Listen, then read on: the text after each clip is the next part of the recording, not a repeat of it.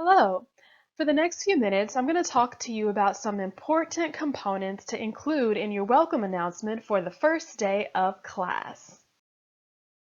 Just to establish a little bit of context on why a welcome announcement is so important and what some of the benefits are, in a face-to-face class, students look at their schedule, identify the classroom, they walk in, find a seat, and they wait for you to do the rest. They can ask questions in real time if they need to, but overall it's not a very strenuous process.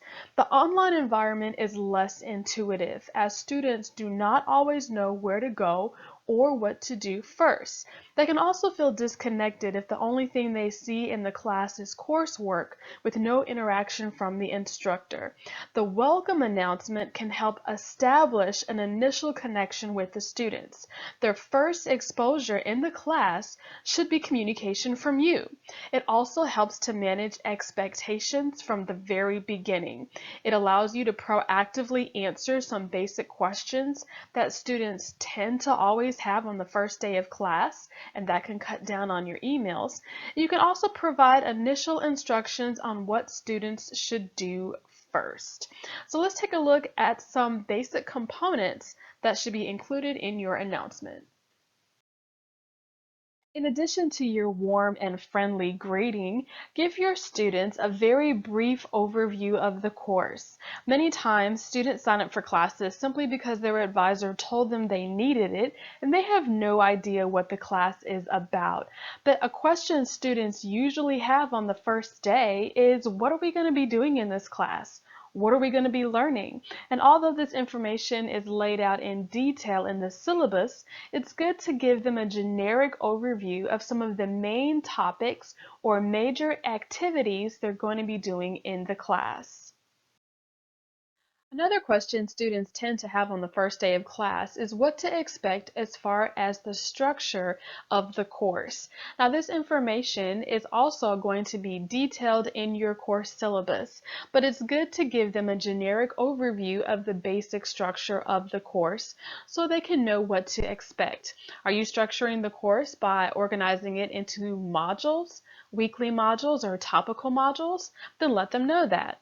Are there any routines they should be aware of, such as each week they'll be required to do so many readings or to watch so many videos? That's something they can know up front as well. This is also a good time to inform them of any repeated due dates, such as a quiz being due every Thursday or a discussion being due every Monday.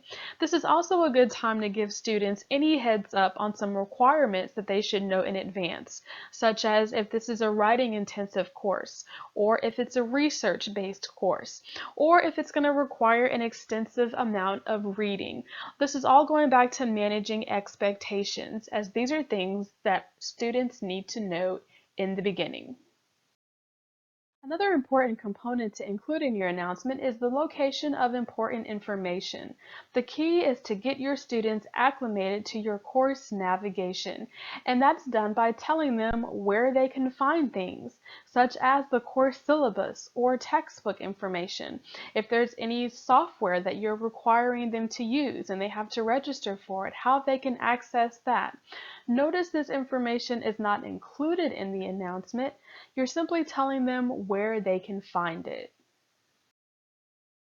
Another important component in your announcement is to establish the guidelines for how communication will be handled between you and the students throughout the course. This is when you are letting students know how you prefer to be contacted, how you will contact them, and what the expected response time will be when they send you communication.